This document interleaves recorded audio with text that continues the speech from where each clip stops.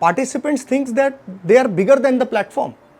Nobody is bigger than the platform. और ये तो मेरा काम है, चलो मैं इसमें कोई क्रेडिट नहीं लूँगा, मैं वो सुख दुख वाले जोन से ही ऊपर हूँ, मतलब दैट्स फाइन। जो भी कर रहा हूँ यूनिवर्स में जा रहा है, दैट्स इट, डन। कर्म योगी। कहीं ना कहीं जो एक माइंडसेट बना हुआ है ना कि natural body building, natural fitness, natural sports is a joke, वो आप साबित कर रहे हो। You are something and you bigger than everyone. You don't respect the जजेस। भाई कुछ भी बोल दो जजेस को तो स्टेज में खड़े होके एनीथिंग, क्या है ये, right? And this problem is only with certain sports जहां पे एक अनसिविलाइज्ड मैनर से, अनरिकग्नाइज्ड मैनर से काम चलता है। तो वो आप सीखोगे कैसे कि वो transition, respect, character building, sportsmanship, वो तो लैक हो गया। तो फिर आप you behave like you behave in your house, जैसे आप अपने मोहल्ले में, जैसे आप अपनी कम्युनिटी में, अपने मतलब जब तक ये चीज़ें किसी और के साथ होती हैं तो ठीक है। मतलब ड्रग टेस्टिंग हाँ बहुत अच्छी चीज़ है, डोप टेस्टिंग बहुत अच्छी चीज़ है, पकड़े जा रहे हैं लोग, गुड। बट अगर मैं उसमें इन्वॉल्व हूँ, मेरा दोस्त इन्वॉल्व है, मेरे जिसको मैं जानता हूँ, जिससे मैं बात करता हूँ वो इन्वॉल्व है, तो नहीं नहीं नहीं नहीं, ड्रग टेस्टिंग गलत हो गई, डोप टेस्टिंग गलत हो गई। एक बात याद रखना, that everybody who's fighting with you is not your enemy and everybody who's helping you is not your friend. Individually तो जीत सलाल और उसकी पूरी टीम जो एक हार्ड मास की शक्ल है, उसके अंदर रोबोट AI टूल बैठा हुआ है और ना उनकी कोई फीलिंग्स है, ना उनके मम्मी पापा को बुरा लगता है, ना उनके मम्मी पापा के आंसू आते हैं। एथलीट की रिस्पेक्ट होती है, बाकी सारे लोग तो डिसरिस्पेक्ट के ही काबिल हैं, भले ही वो कितनी मेहनत कर लें, रात रात भर ना सोएं, but I am not sure कि हम इसको इंडिया में। So why India is not ready for HSF?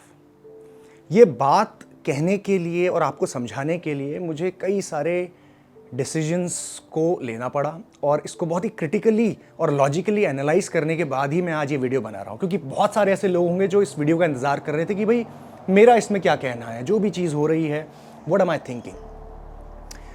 सो ये वीडियो को समझने के लिए आपको कोई एक्सपर्ट होने की ज़रूरत नहीं है, कोई भी बहुत ही नॉलेजेबल इंसान होने की ज़रूरत नहीं है, सिर्फ एक समझ चाहिए थोड़ी सी। और इसको मैं लेमैन लैंग्वेज में आपको आज समझाने वाला हूँ कि क्यों HSF की ज़रूरत इंडियन सोसाइटी में नहीं है। अब ये समझने के लिए सबसे पहले समझते हैं कि मेरा मोटिवेशन क्या है HSF को लेके, मतलब मैं क्यों कर रहा हूँ HSF और मैंने क्यों स्टार्ट किया। तो सबसे पहली चीज़ यहाँ पे आती है फाइनेंसिस की।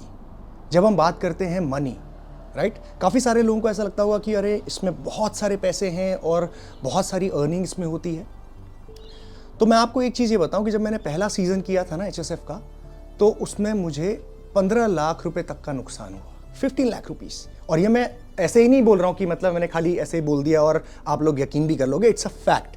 और अगर कोई चाहे तो वो चेक भी कर सकता है, ठीक है। मोटिवेशन मेरा यहाँ पे पैसे को लेके कभी है ही नहीं कि मैं पैसे अर्न करूंगा इसीलिए मैं HSF कर रहा हूँ। ये एक ड्रीम प्रोजेक्ट है भाई मेरा, इट्स अ ड्रीम प्रोजेक्ट जहाँ पे मैं सचमुच इस बात पे यकीन करता हूँ कि ड्रग फ्री, स्टेरॉइड फ्री होना चाहिए हमारे यूथ को। इतनी जान जा रही है लोगों की, इतने लोग मर रहे हैं, किसी के किडनी लिवर सब खराब हो रहे हैं। ये अगर मैं किसी की जान बचा सकता हूँ तो इससे बड़ा सोशल कॉज क्या हो सकता है। मतलब एक छोटी सी चीज़ जो मैं कम्युनिटी को वापस दे रहा हूँ, just giving back to the community, something giving back to the community, वो ड्रीम प्रोजेक्ट है ये। और इसमें अगर मुझे कुछ पैसे डालने पड़ रहे हैं तो दैट्स फाइन, कोई प्रॉब्लम नहीं है। और मेरा मोटिवेशन और भी स्ट्रांग था। दिल्ली वाले इवेंट में जो हमने प्रगति मैदान में किया, उसमें मुझे लगभग अगेन 15 से 17 लाख रुपए तक का नुकसान हुआ फिर से, बट अगेन दैट्स फाइन। इतना मैं कर सकता हूँ, अपनी सोसाइटी को इतना वापस दे सकता हूँ, कोई प्रॉब्लम नहीं है। जितना इतना प्यार लोगों ने दिया है तो ये तो मतलब इट्स नथिंग, दिया जा सकता है, कोई प्रॉब्लम नहीं है। मैं इसको एक चैरिटी की तरह, एक अच्छे भले काम की तरह ही ले रहा हूँ और ले रहा था। और कोई भी काम जब इंसान कर रहा होता है तो ज़रूरी नहीं है कि वो पहले पैसों के बारे में सोचे, नहीं, मनी तो बाई प्रोडक्ट है ना। आप अच्छा काम करेंगे तो ऑटोमेटिकली डाउन द लाइन 3 साल, 4 साल, 5 साल बाद पैसे अपने आप आ जाते हैं, हर काम में आ जाते हैं, ठीक है। लेकिन पहले मोटिव तो क्लियर होना चाहिए। तो मेरा मोटिव एकदम क्लियर है और ये मैं जानता हूँ और ऊपर भोलेनाथ जानते हैं। I am 100% clear and clean in my mind with my motivation, ठीक है। तो मैं इसको सोशल कॉज की तरह ही कंसिडर करता हूँ HSF को, पूरे काम को।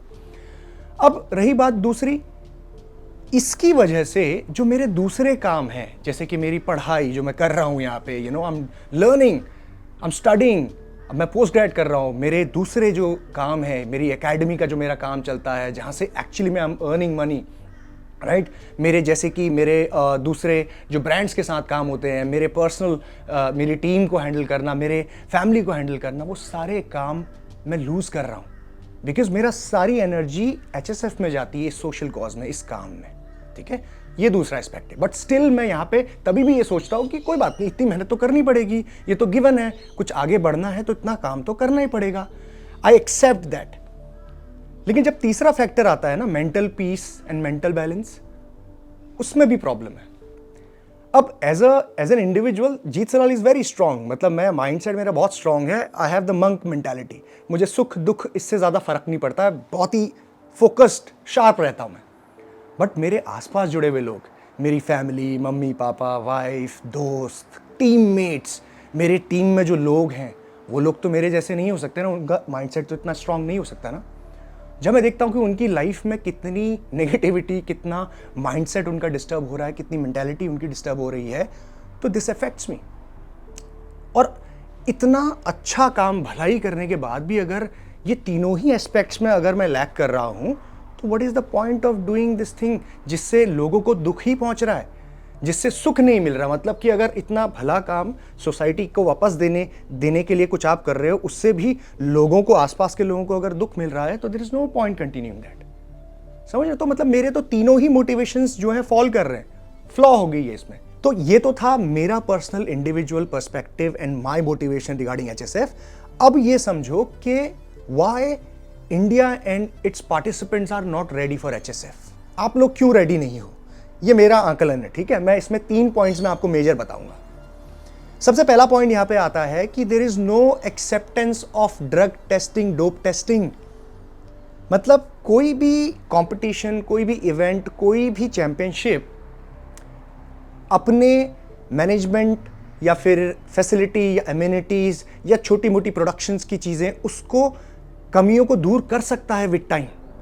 बट अगर कोई कोर वैल्यू, राइट, सिद्धांत, प्रिंसिपल पे ही एक्सेप्टेंस नहीं है, तो कैसे उस फ्लॉ को आप दूर करोगे? मतलब कि एक HSF का मेन फाउंडेशन क्या है? The main foundation is drug testing, dope testing.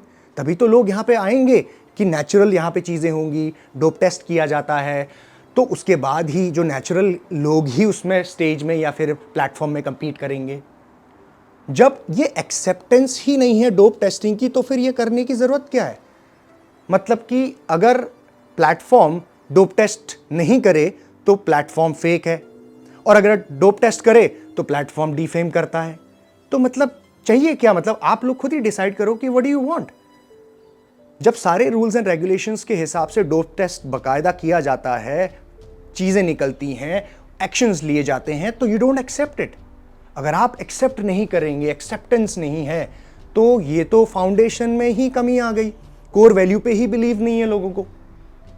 तो ये कैसे होगा? मतलब this is not possible, right? Either you are accepting it और नॉट एक्सेप्टिंग इट।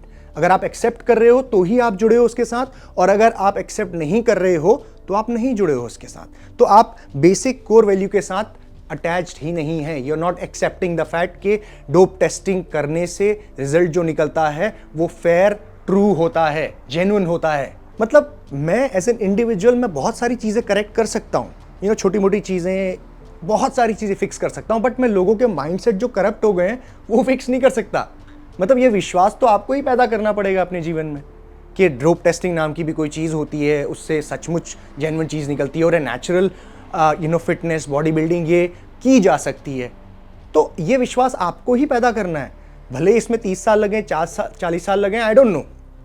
बट जब तक ये एक्सेप्टेंस नहीं आएगा तब तक इसकी ज़रूरत आपको नहीं है। मतलब HSF जैसे प्लेटफॉर्म की आपको बिल्कुल भी ज़रूरत नहीं है। ठीक है, अब दूसरी चीज़, कई सारे लोग यहाँ पे ये भी सोचेंगे कि भाई इतना डिग्री टफ क्यों है आपका कि भाई आप टेस्ट करके फिर उसको पब्लिकली अनाउंस करते हैं या पब्लिकली वेबसाइट में डालते हैं, तो फिर सीरियसनेस कैसे आएगी? बहुत सारे ऐसे छोटे मोटे कॉम्पिटिशन्स तो होते ही रहते हैं ना, वहाँ तो चीज़ों का पता भी नहीं चलता है, कौन क्या हो रहा है, लोग जानते भी नहीं है। लेकिन जब से HSF आया और उसकी सीरियसनेस हम लेके आए, तो कहीं ना कहीं लोगों को ये जानने का मौका मिला इस जीवन में कि natural fitness, natural body building नाम की चीज़, स्पोर्ट्स भी हो सकता है अदर देन ओलंपिक्स, राइट? तो वो सीरियसनेस कैसे आएगी? क्यों ओलंपिक्स इतने स्ट्रिक्ट रूल्स एंड रेगुलेशंस के साथ काम करते हैं? अगर कोई भी कोई भी एथलीट हो, स्टार एथलीट, 5 साल 6 साल 7 साल के विनर्स ओलंपिक्स के, उन तक ओलंपिक एथलीट्स को अगर वो डिटेक्ट हो जाए कोई भी सब्सटेंस तो उनको बैन कर दिया जाता है, पब्लिकली उनके बारे में इंफॉर्मेशन को रिलीज किया जाता है। व्हाई? बिकॉज एक सीरियसनेस डेवलप होती है। अगर ये सीरियसनेस को हम एक्सेप्ट करने के लिए रेडी नहीं है तो फिर तो हम वही छोटे पैमाने पे ही काम करेंगे और छोटे चीज़ों से ही खुश रहेंगे। तो ये एक्सेप्टेंस तो हमें as an audience, as a participant हमें खुद ही लेके आनी पड़ेगी सोसाइटी में। तो ये कमी है इंडियन सोसाइटी में, ये प्रॉब्लम है। बाहर वेस्ट में आप ऐसा नहीं देखेंगे। वेस्टर्न कल्चर बहुत ही ओपन है, प्रोफेशनल है, ब्लैक एंड वाइट। बहुत सारे फ्लॉज और हैं उनके, I totally agree, but acceptance है, समझते हैं चीज़ों को, एक्सेप्ट करते हैं, पर्सनली नहीं लेते किसी भी चीज़ को, राइट? तो ये बहुत ज़रूरी है, डोप टेस्टिंग का एक्सेप्टेंस। और ये मैं पैदा नहीं कर सकता भाई, आप लोगों को खुद ही करना पड़ेगा। तो कहीं ना कहीं जो एक माइंडसेट बना हुआ है ना कि natural body building, natural fitness, natural sports is a joke, वो आप साबित कर रहे हो because of not accepting this fact कि डोप टेस्टिंग भी कोई नाम की चीज होती है और उससे सचमुच टेस्ट किया जाता है, राइट? तो ये तब तक जोक ही रहेगा जब तक हमारे माइंडसेट करप्टेड रहेंगे। अब दूसरा इंपॉर्टेंट फैक्टर यहां पे आता है कि participants thinks that they are bigger than the platform. Nobody is bigger than the platform, not even me, not anyone. किसी भी स्पोर्ट, किसी भी कंपटीशन की आप बात करें, प्लेटफॉर्म से बड़ा कोई नहीं है। और अगर आपको ये चीज का रियलाइजेशन नहीं है तो something is wrong in you. किसी भी लेजिट स्पोर्ट, रियल स्पोर्ट की बात करेंगे आप, एथलीट्स की बात करेंगे, boxing, taekwondo, cricket, football, karate, any real sport, आप उसमें जाके देखिए किस तरीके से they respect there seniors, they respect the platform, they respect there coaches, जजेस, रेफरीज। हर एक इंसान की रिस्पेक्ट है। पता है क्यों? क्योंकि एक ऑर्गेनाइज्ड स्पोर्ट है, एक रिकग्नाइज्ड स्पोर्ट है जहां पे चीजें सिस्टम से होती है। मैं खुद नेशनल्स तक मैंने ताइक्वांडो किया है, डिस्ट्रिक्ट लेवल खेला, उसके बाद स्टेट लेवल खेला, उसके बाद नेशनल्स खेला। एक स्टेप लेवल्स में सीखता है इंसान के। स्टेडियम के अंदर जब जाता है तो ऐसे बो डाउन करके जाना पड़ता है, जजेस की रिस्पेक्ट करनी होती है, अपने सीनियर्स की रिस्पेक्ट करनी होती है, हर एक सीनियर को बो डाउन करना पड़ता है। मतलब this is what you learn. इससे डेवलप होता है कैरेक्टर, इससे डेवलप होती है स्पोर्ट्समैनशिप। आप समझते हो कि किसी भी प्लेटफॉर्म में आप जा रहे हो तो इट्स बिगर देन एनीबडी। तो वो रिस्पेक्ट कैसे डेवलप होगी अगर आप खुद को ही प्लेटफॉर्म से बड़ा समझेंगे? तो मतलब आपको ऐसा लगता है कि you are something and you bigger than everyone, you don't respect the जजेस। भाई कुछ भी बोल दो जजेस को तो स्टेज में खड़े होके एनीथिंग, क्या है ये, right? And this problem is only with certain sports जहां पे एक अनसिविलाइज्ड मैनर से, अनरिकग्नाइज्ड मैनर से काम चलता है। And body building, I am sorry to say, is like that. मतलब इस तरीके के स्पोर्ट में आप देखिए कि कोई लेवल्स नहीं है, राइट? आप सीधा किसी भी HSF की बात करें तो एक नेशनल लेवल का शो हो रहा है, यू जस्ट पे the registration fee and you can compete, right? तो वो आप सीखोगे कैसे कि वो transition, respect, character building, sportsmanship, वो तो लैक हो गया। तो फिर आप you behave like you behave in your house. जैसे आप अपने मोहल्ले में, जैसे आप अपने कम्युनिटी में अपने क्लोज वंस के साथ बिहेव करते हैं, you behave the same way in the fricking national level platform, right? तो कहीं ना कहीं इस एक्सेप्टेंस की तो जरूरत है ना। चलो मैं मानता हूं कि HSF को तो अभी 2 ही सीजन हुए, we are new, we are still learning a lot of things, right? Motivation clear है, सब कुछ साफ है, लेकिन सीख रहे हैं अभी हम। भाई कुछ फेडरेशन तो ऐसी है ना जो टॉप एनहेंस्ड, जो स्पोर्ट में जो टॉप फेडरेशन है, जो 50-60 साल से काम कर रही है। आप इंडिया में तो उनकी भी रिस्पेक्ट नहीं है, उनकी भी आप जजेस की रिस्पेक्ट नहीं करते, उनके भी प्लेटफॉर्म की रिस्पेक्ट नहीं करते, उनके भी फाउंडर्स की रिस्पेक्ट नहीं करते, उनके भी रेफरीज की रिस्पेक्ट नहीं करते, सीनियर्स की रिस्पेक्ट नहीं करते, गुरुज की रिस्पेक्ट नहीं करते। क्या मतलब आपकी तो किसी के लिए है ही नहीं ना इस पर्टिकुलर स्पोर्ट में, इस पर्टिकुलर जो सेगमेंट है बॉडी बिल्डिंग का, इसमें तो किसी की भी रिस्पेक्ट नहीं है, किसी भी फेडरेशन की आप बात करें टॉप लेवल की। तो कहीं ना कहीं ये एज अ सोसाइटी हम में ही तो कमी है ना। मतलब कहीं ना कहीं ये जो lack of sportsmanship, lack of acceptance, lack of character, lack of respect, ये कहीं ना कहीं हम में ही है। सो ये पूरी इसमें लगेगा मतलब 40-50 साल, आई डोंट नो, और मे बी शायद ऐसे ही रहे सब कुछ, that's fine, but I am just letting you know कि मतलब ये ऐसा फैक्ट है। और how can you think yourself bigger than the platform? मतलब याद करिए वो दिन जब HSF पहली बार आया था, तो ऑल द पार्टिसिपेंट्स, एवरीबडी, जितने भी लोग वहाँ पे थे, They were nobodies. Nobody knew them. But they knew जीत सलाल. मुझे जानते थे ना, और मैं अगर कुछ स्टार्ट कर रहा हूं तो ये क्रेडिबिलिटी के साथ ही तो लोग वहां पे जुड़े थे, ये क्रेडिबिलिटी के साथ ही तो लोग देखने आए. कई सारे लोगों ने इसे इंटरनेट पे देखा, यूट्यूब पे देखा, मीडिया ने देखा, हर जगह. इसी वजह से तो हुआ था ना कहीं मैं क्रेडिबिलिटी लेके आया था और लोग मुझे जानते थे. मैं ये नहीं कह रहा हूं कि आप लोग मुझे क्रेडिट दो कि मेरी वजह से या मेरे प्लेटफॉर्म की वजह से आपको जानने का, लोग आपको जाने हैं, बट कहीं ना कहीं ये है ना फैक्ट. और मैं ये नहीं कह रहा हूं कि मुझे आपको कोई क्रेडिट चाहिए. आई एम जस्ट सेइंग के थिंक अबाउट इट. ठीक है, आज से 2 साल पहले भी और नेचुरल ड्रग फ्री प्लेटफॉर्म्स जो कॉम्पिटिशन्स होते थे और अभी भी होते ही हैं, राइट? तो तब तो इतनी ज़्यादा बात नहीं होती थी natural body building, drug free body building, natural sports की. तो कहीं ना कहीं वो बदलाव तो लेके आए हैं ना हम लोगों के सोचने के नज़रिए में, लोगों के देखने के नज़रिए में. लोगों में एक इंटरेस्ट डेवलप किया है. तो उसमें एचएसएफ का कोई रोल नहीं है, उसमें जीत सलाल का कोई रोल नहीं है.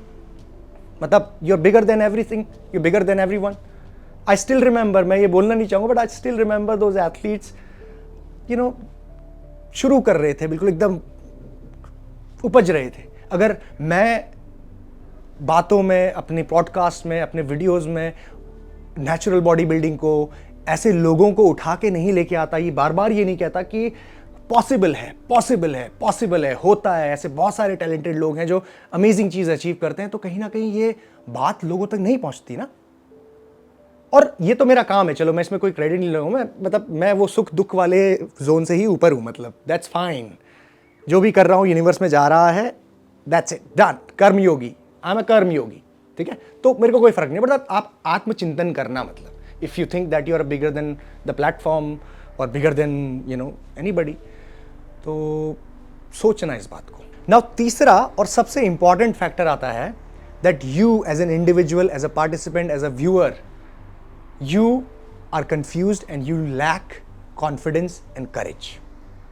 हिम्मत नहीं है आप लोगों में और आप कंफ्यूज्ड हो. मतलब सोचो कि किसी पर्टिकुलर एथलीट के सिस्टम में उसी के दिए हुए सैंपल से कुछ डिटेक्ट होता है which is a serious anabolic steroid. तो आप ये क्यों नहीं सोच पा रहे हैं कि अगर चाहे वो गलती से आया, चाहे वो जानबूझ के आया, वी डोंट नो. ये एज अ प्लेटफॉर्म ना जीत सलाल ना एचएसएफ ये नहीं कह रहे हैं कि वो चीटर ही होगा. वो कह रहे हैं कि ये सिस्टम में डिटेक्ट हुआ है, दैट्स इट. अब जब वो चीज़ डिटेक्ट हुई है तो उससे कहीं ना कहीं उस पर्टिकुलर एथलीट को कोई ना कोई बेनिफिट तो होगा, एक एज मिला होगा, 100% मिला होगा. It's a serious anabolic steroids. और जब बेनिफिट मिला होगा, एज मिला होगा, तो वो जो इंसान उसके नीचे कंपीट कर रहा था, उसके नेक्स्ट लेवल पे था, उसको लॉस हुआ या नहीं हुआ, whatever the reason was. System में कोई चीज आई, कैसे भी आई, वी डोंट नो, बट उससे एडेड एडवांटेज मिला होगा और नुकसान किसका हुआ, दूसरे एथलीट का. तो अगर ये ट्रांसपेरेंसी, ये फेयरनेस गेम में एज अ प्लेटफॉर्म अगर कोई रख रहा है तो उसमें क्या गलत है. यहां पे कोई भी प्लेटफॉर्म अगर उस सीरियसनेस को, उस रूल्स एंड रेगुलेशन को, टर्म्स एंड कंडीशंस को प्रॉपर अप्लाई कर रहा है, फॉलो कर रहा है, ताकि किसी के साथ अनफेयर ना हो, तो इसमें क्या गलत है. आप इतने कंफ्यूज्ड क्यों हो. मतलब जब तक ये चीज़ें किसी और के साथ होती हैं तो ठीक है. मतलब ड्रग टेस्टिंग हाँ बहुत अच्छी चीज़ है, डोप टेस्टिंग बहुत अच्छी चीज़ है, पकड़े जा रहे हैं लोग, गुड. बट अगर मैं उसमें इन्वॉल्व हूँ, मेरा दोस्त इन्वॉल्व है, मेरे जिसको मैं जानता हूँ, जिससे मैं बात करता हूँ, वो इन्वॉल्व है, तो नहीं, ड्रग टेस्टिंग गलत हो गई, डोप टेस्टिंग गलत हो गई, ये चीज़ ही गलत हो गई है. अब इसमें या तो ये प्लेटफॉर्म जानबूझ के डिफेम कर रहा है या प्लेटफॉर्म की गलती है. मतलब हम रिस्पॉन्सिबिलिटी क्यों नहीं लेते हैं यहाँ पे. वाई, मतलब हम इतने करेज हमारा इतना लैक क्यों करता है यहाँ पे. Take the bloody responsibility. आप पे इतनी हिम्मत तो होनी चाहिए कि अगर कोई चीज़ आपके सिस्टम में गई है और फैक्चुअल है, वो कोई बना के, मैंने नहीं बनाया, वो third party lab, top most lab अगर ये कह रही है, तो ये एक्सेप्टेंस, ये रिस्पॉन्सिबिलिटी आप ही की है. And it is your fault कि आपके सिस्टम में ये आया कैसे. Remember, check your circle. एक बात याद रखना, that everybody who is fighting with you is not your enemy and everybody who is helping you is not your friend. जो आपके आसपास घूम रहे हैं ना, आपके दोस्त बन के, आपके वेल विशर्स बन के, आपके शुभ चिंतक बन के, make sure, check them, they not your friends.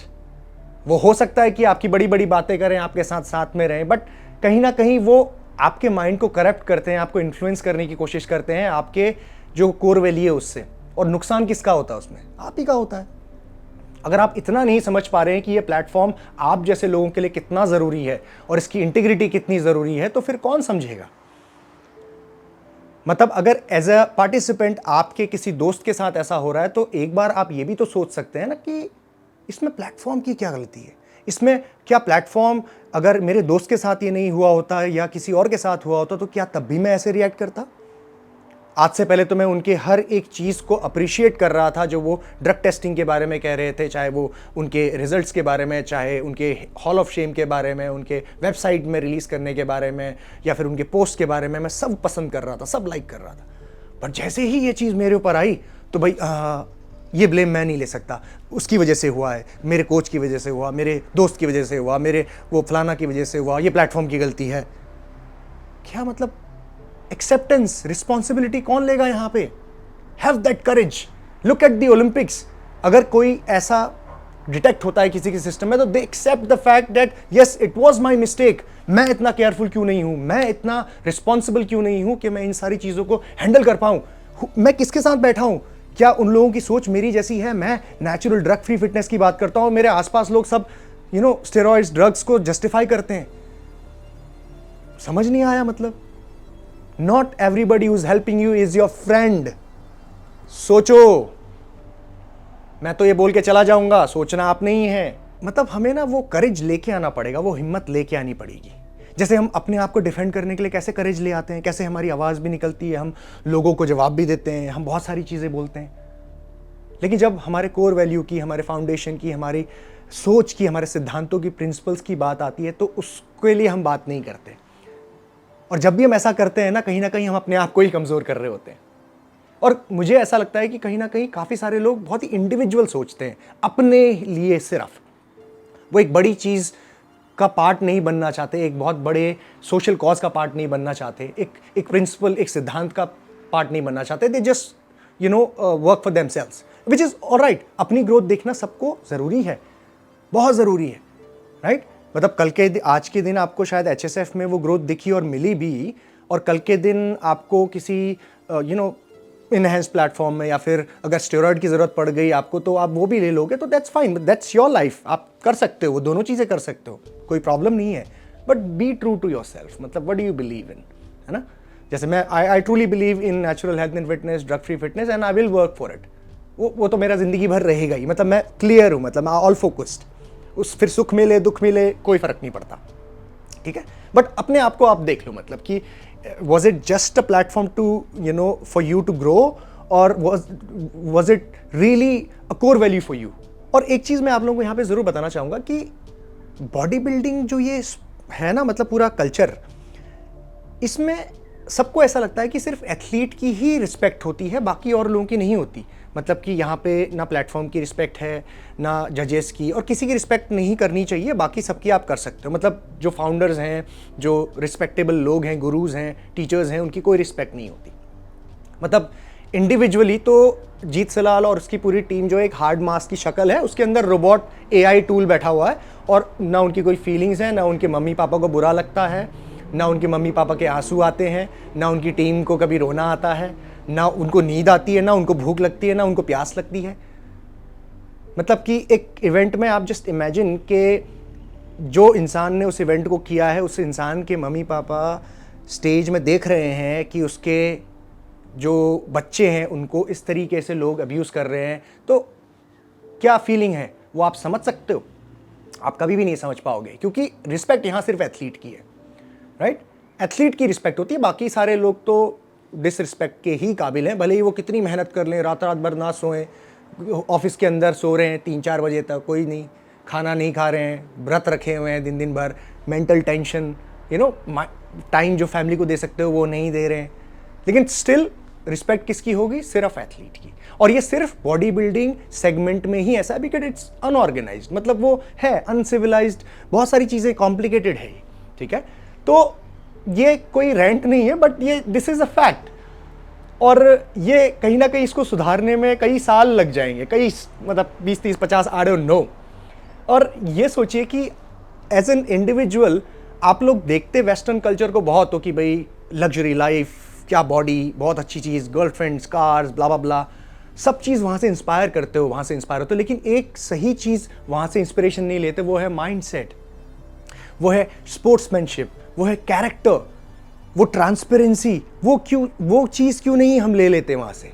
वो चीज़ एक्सेप्ट क्यों नहीं करते वेस्ट की, कि how transparent they are, how accepting they are. If they do some mistake they accept it, responsibility लेते हैं, करेज है उनमें, हिम्मत है, राइट? तो वो सारी चीज़ें भी तो सीखनी चाहिए ना हमें वेस्टर्न कल्चर से। हम सिर्फ अपने मतलब की चीज़ वहाँ से लेते हैं, गाड़ी, बंगला, पैसा, गुड बॉडी, दैट्स इट। जो कल्चर है, जो एजुकेशन है, जो मैनर्स हैं, वो क्यों नहीं सीख रहे?